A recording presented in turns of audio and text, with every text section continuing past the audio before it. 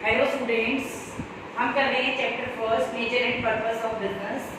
We have discussed economic activities, three parts divided. First is business, we have done. Second is profession, we have done.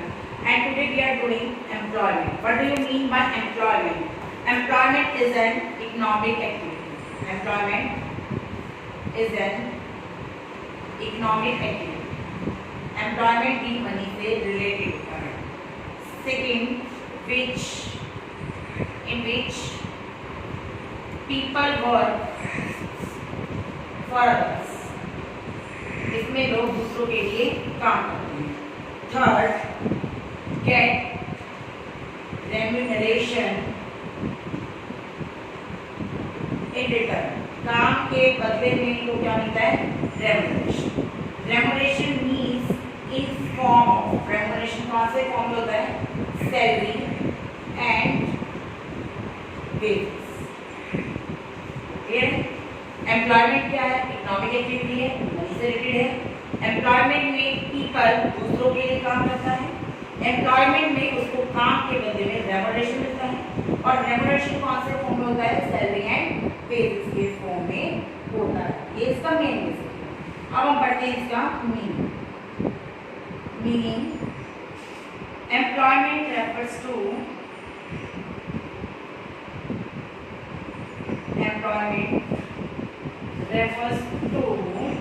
the occupation in which people work for others and get remunerated in return in form of wages and salaries. Employment के अंदर कौन आते हैं इसमें? Like managers, workers, clerks,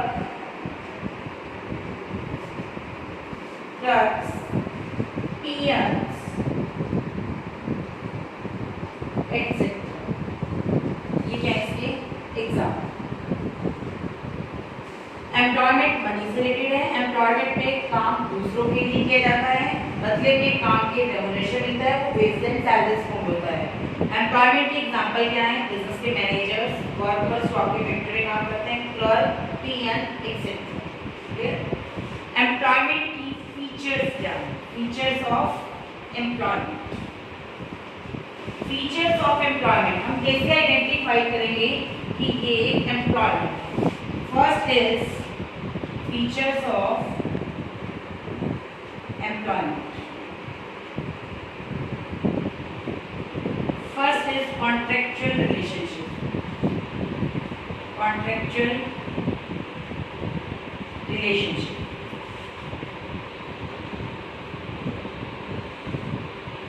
जहाँ आपके employer and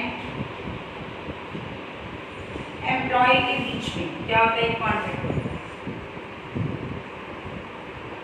between contract आपका written and ऑरल हो सकता है. कॉन्ट्रैक्ट के अंदर क्या होती है? आपकी terms and conditions of employment.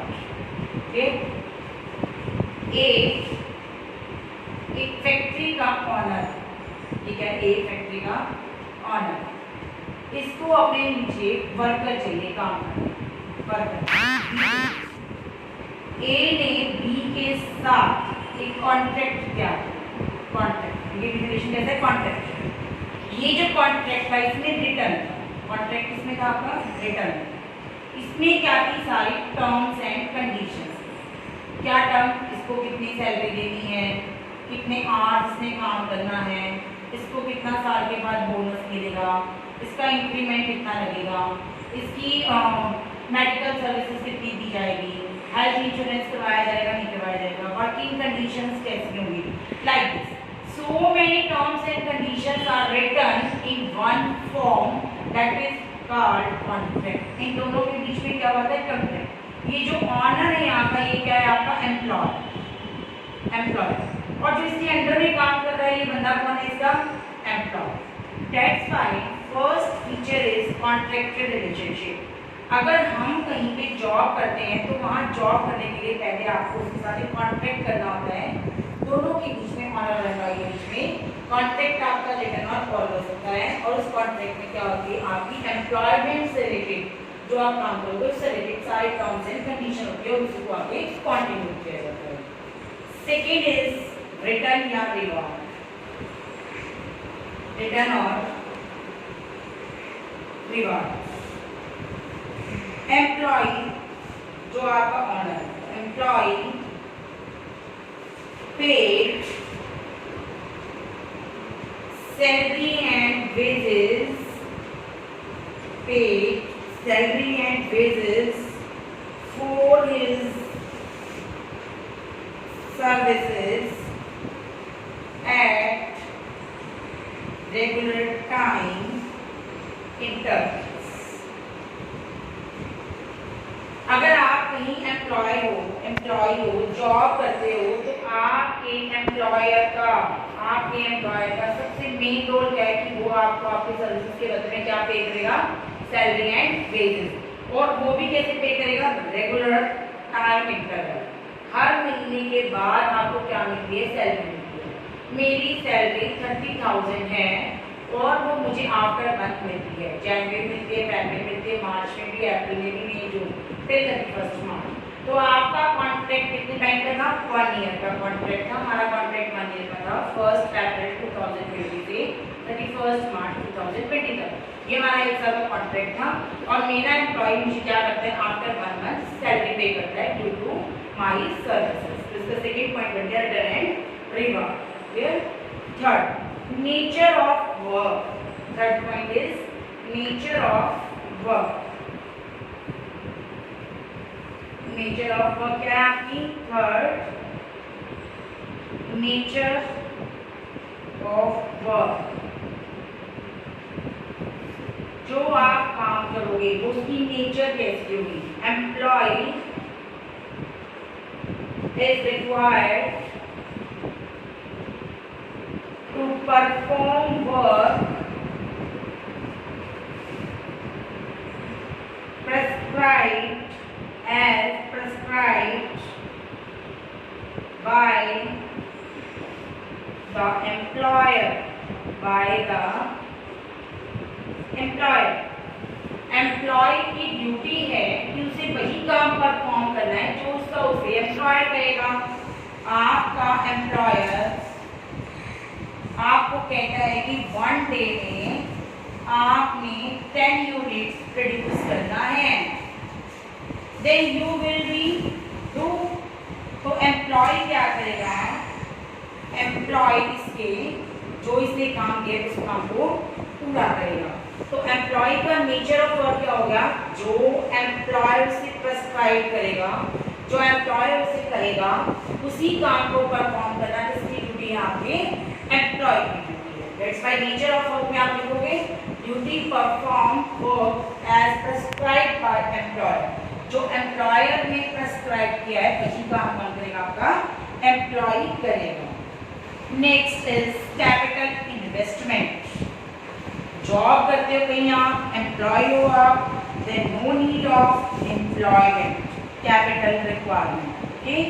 Fourth, capital investment. ये तो सीधा सा क्लियर है. अगर आप कहीं जॉब करते हो, नो रिक्वायरमेंट, नो रिक्वायर्ड. आपको कैपिटल इन्वेस्ट करने की कोई जरूरत नहीं है. आप कहीं पे क्लर्क हो किसी कंपनी में आप क्लर्क हो, तो कंपनी का ऑनर क्या करेगा, बिजनेस में पैसा इन्वेस्ट करेगा. Clerk no need. क्लर्क को, पीएम को बिजनेस में कोई पैसा नहीं लगाना होगा. तो capital investment no required. Next is code of conduct. कल हमने पढ़ा था code of conduct means guidelines. Guidelines होती है जो आपके एसोसिएशन आपको प्रोवाइड करते हैं। तो employee has to follow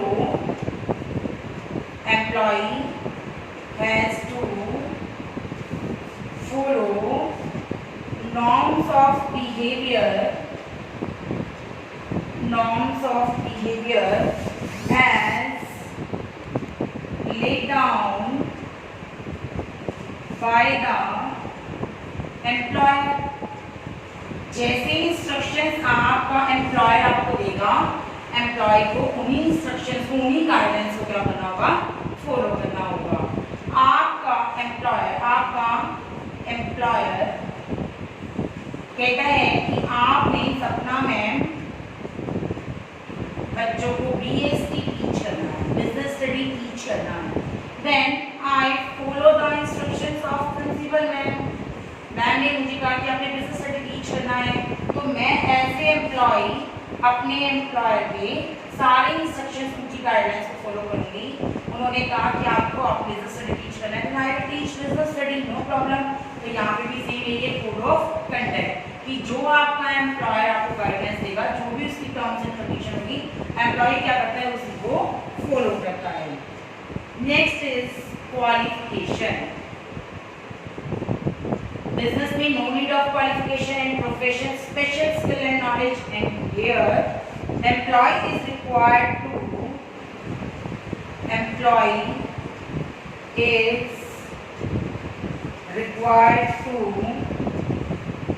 qualification and training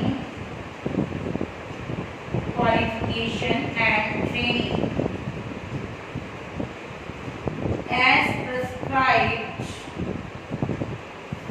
by the employer। Employment में आपको कोई स्पेशल नॉलेज की जरूरत नहीं है। आपका एम्प्लॉयर आपको जो भी काम देता है, आप क्लरिकल के पोस्ट पे हो, आपको क्लरिकल वर्क करना है, बैंकिंग का काम करना है, तो जैसी ट्रेनिंग, जैसी नॉलेज आपका एम्प्लॉयर आपको आपके काम के लिए प्रोवाइड करेगा। Employee is responsible for this work only. तो एम्प्लॉय को सिर्फ उतनी ही क्वालिफिकेशन की जरूरत है जितना उसका एम्प्लॉयर उसे ट्रेनिंग के थ्रू, क्वालिफिकेशन के थ्रू प्रोवाइड करेगा। No need of extra knowledge. Clear? Now we are doing difference between all the 3 points. First we have discussed business, second is profession, third is employment. Difference between business, profession and employment। तीनों के difference से आपको तीनों automatically last points clear हो जाएंगे। सबसे पहले आपके लिए इंपॉर्टेंट है difference of basis of difference. तो फर्स्ट आप बना लो बेसिस ऑफ डिफरेंस, किस बेस पे आपने डिफरेंस किया। सेकेंड इज बिजनेस में निकालते हैं और difference, profession and last is employment. ये तीनों चीजें हम पढ़ चुके हैं अलग अलग, तो इनका डिफरेंस देख लेते हैं हम। First is mode of establishment या commencement। commencement का मतलब होता है establish, commencement या establish। आप बिजनेस कैसे establish करते हो? Depend on entrepreneur's decision and other legal formality after completing some legal formality. Business शुरू करने के लिए आपको कुछ लीगल फॉर्मेलिटी पूरी करनी पड़ती है, तो आप बिजनेस को सेटअप कर सकते हो। And profession after getting certificate, जैसे ही आपको अपने प्रोफेशन का सर्टिफिकेट मिल जाएगा, then you will start your profession. And employment after getting appointment letter, आपको अपॉइंट किया गया है, इसका अपॉइंटमेंट लेटर जैसे ही आपके हाथ में आ जाएगा, आपका एम्प्लॉयमेंट शुरू हो जाएगा। Second point is nature of work. Business में हम क्या करते हैं काम, providing goods and services to to public. And यहाँ क्या करते हैं हम, रेंडरिंग पर्सनलाइज्ड सर्विसेज, जो हमारी पर्सनल सर्विस है वो प्रोवाइड करते हैं। And third is performing work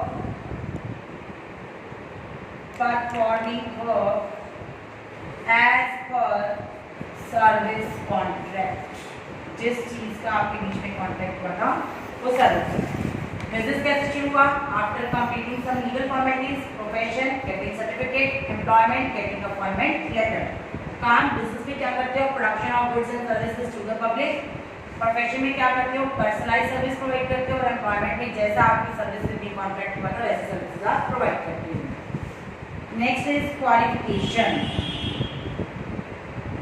qualification, no need, no required. Second is specific knowledge, special qualification या स्पेसिफिक क्वालिफिकेशन। स्पेसिफिक क्वालिफिकेशन चाहिए आपको। यहाँ क्वालिफिकेशन कैसे चाहिए? Qualification prescribed by employer. जैसा आपके एम्प्लॉयर को आपसे काम चाहिए, जैसी वो आपको नॉलेज देगा उसके अकॉर्डिंग आपको काम मिल जाएगा। रिटर्न, पूरा साल बिजनेस करने के बाद आपको रिटर्न में क्या मिलता है? प्रॉफिट। पूरा साल प्रोफेशन करके आपको क्या मिलता है? Professional fees. और एम्प्लॉयमेंट करके आपको क्या मिलती है बाद में? सैलरी एंड वेजेस, जिसे आप रेम्यूनरेशन भी बोलते हैं। नेक्स्ट है आपका capital investment. Capital investment, business में कैपिटल कैसी चाहिए? According to size.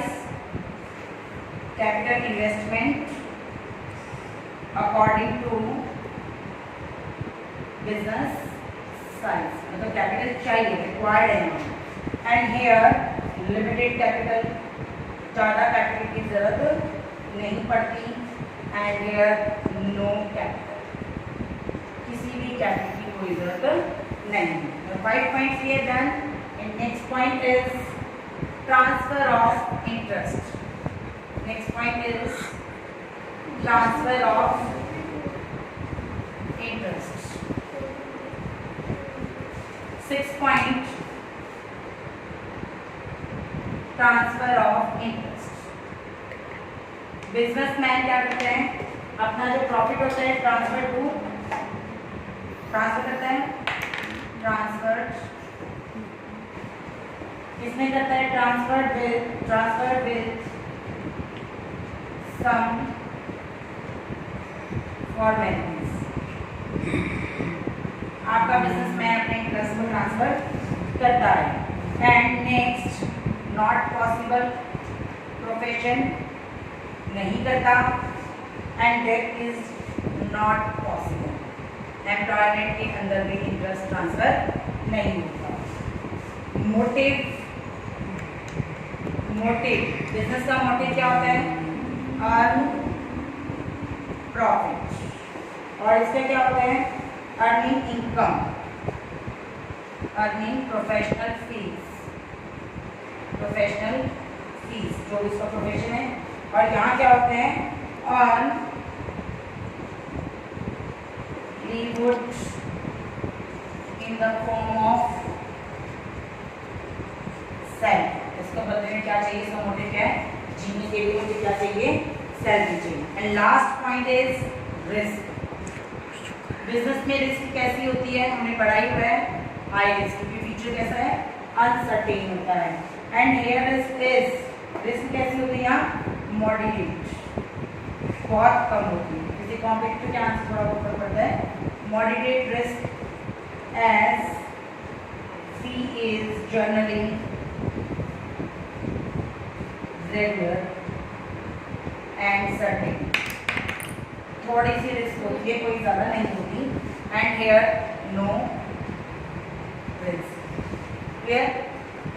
Transfer of interest, जो भी इंटरेस्ट है आपके बिजनेस में, जो फायदा होता है वो आगे ट्रांसफर करना पड़ता है। Profession not possible, employment not possible. Motive, business का मोटिव क्या होता है? Earn profit. प्रोफेशन का earning professional fees. And here earning for salary जीने के लिए सैलरी चाहिए। रिस्क, बिजनेस में हाई रिस्क, प्रोफेशन मॉडरेट, बहुत थोड़ी लिटिल बिट होती है, ज़्यादा नहीं होती। कई बार प्रोफेशन चलता है, कई बार कोई अप डाउन जाते हैं तो लिटिल बिट होती है। एम्प्लॉयमेंट में तो नो रिस्क, कोई पैसा नहीं लगा, हमारा कुछ नहीं लगा, हम घर बैठे हैं लॉकडाउन में, सैलरी आ रही है घर पे, then employment no risk, employment में कोई रिस्क नहीं। Okay, we have discussed employment features and difference between business, profession and employment. Thank you, have a nice day.